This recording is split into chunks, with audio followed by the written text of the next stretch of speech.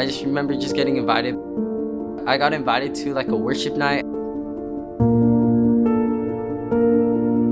I'm Jack. I was an atheist. I was raised atheist. My parents are atheists. My friends were almost all Christian. I'm Freya Owen. Before he was a Christian, he was a pretty strong atheist. We would constantly get into not disagreements, but disputes over little things. And he was very set in his ways. Well, I was stuck up and I wanted to prove him wrong and that I was right. I was like, God, please help me with Jack. He's my closest friend right now. I really want to make that impact in his life. And then after I prayed that prayer, a couple days later, he started asking me small questions that he used to not ask me before. So I started researching religion and Christianity and reading the Bible to disprove it and all that stuff. And then I was like, oh, this kind of makes sense. And then I was like, oh, this makes a lot of sense. And then I was like, oh, yeah, this is right. And then one day I went to sleep and I woke up and I was a Christian. And it was just, boom, I decided to, so yeah, that was that. Me and my friends would come to club every day. This was before I was a leader. And half my friend group stays outside of club, half my friend group comes here. And so I wanted more people to come, so I was just inviting everybody. I was like, hey, do you want to come? You want to come? You want to come? Freya invited me to Christian club. She was like, hey, you want to go to Christian club? I was like, yeah. And most people said no, but then one day Jack said yes. I'm like, okay. And so we came in, he was listening to what was going on. He was like, this is really cool. So I would come to Christian club and I would give my testimony and share the word and preach. And I'm in a lot of good relationships with the students there. But there was this one kid, I asked him what his story was and he was like, what do you mean? I was like, okay, well, how did you get here? Are you a Christian? Do you believe in Jesus? He's like, oh yeah, I believe in Jesus. I just became a Christian not too long ago. I was like, really? How did that happen? He's like, well, I was an atheist and then I woke up one day and I believed in Jesus. I was like, what? So do you have a relationship with God? He's like, oh yeah. He's like, I pray, I read the Bible. I'm like, wow. What church do you go to? He's like, oh, well, my parents are atheists and they're not too happy that I am a Christian. So they don't let me go to church. And I was like, oh my goodness. Summer's coming up. All you have is Christian club. We need to figure out a way for you to stay connected.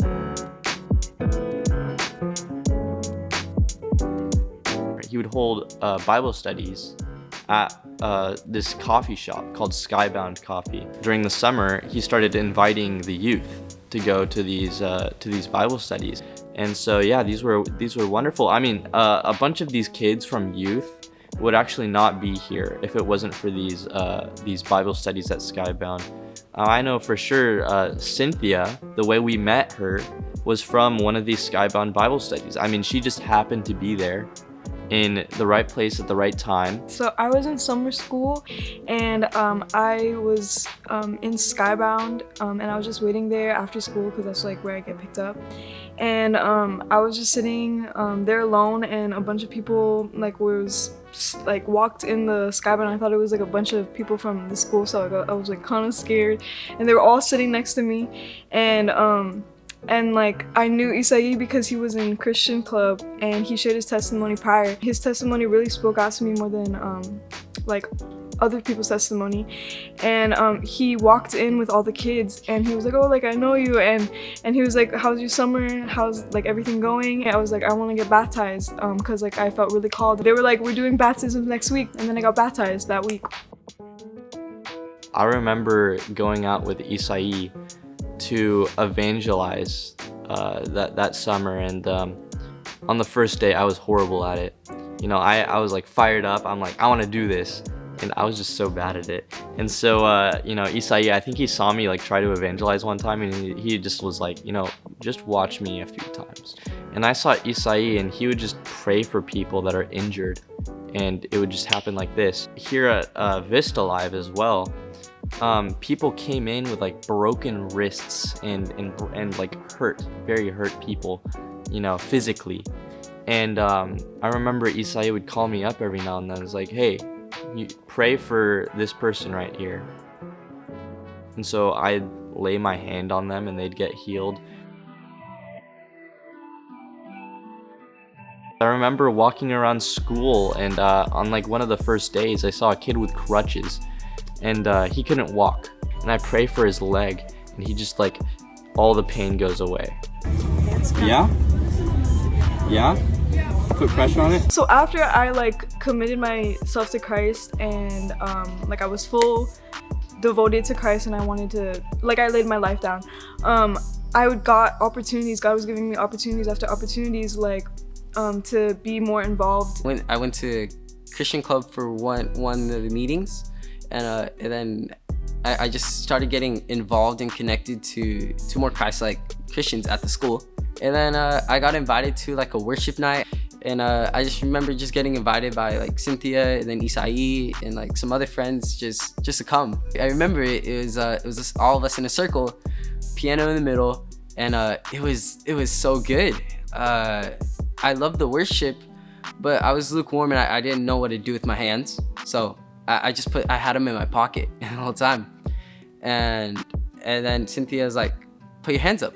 I'm like, okay. And when I put my hands up, like, it was something it was like me letting go. Everybody's back in school. Everybody's fired up. Kian starts a club. My goal of this club was to bring revival. You know, that's what God had planted into my heart. And so I'm like, you know what? I'm going to call it Revival Club because I believe a revival is going to get started from one of these clubs.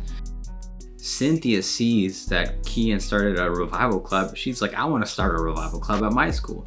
And so we got revival clubs going at these different schools. And people just start getting saved and healed. I mean, every other day somebody gets healed. Every other day somebody gets saved. And it all happened because Freya invited Jack. This one invitation triggered a series of events that led here. You don't know how many people will get saved by you just simply inviting one person. We lost contact with Jack. He was banned from going to Christian Club. His Bible got taken away and his phone got taken away. When school came back, he wasn't there. So we just kept praying for him. So it was like the first day of the school that's right next to our building. And we opened up our after school teen center. And the Classical Academy kids are around. And I tell Kian, hey, let's go walk around and just see if we can meet some of these students. And so we're walking around and guess who we see? Jack. And we saw each other and we're like, hey, what are you doing? He's like, what are you doing here? I'm like, this is my church. And he's like, what? This is my school. Turns out his parents pulled him out of Rancho Buena Vista High School, but they brought him here to this school right next to our building. And so now he's inviting people to Bible studies and he's still involved any way he can, but he's still not allowed to go to church. So pray for Jack. Pray for Jack and invite somebody. You never know what could happen. God can just take that and do wonders with it.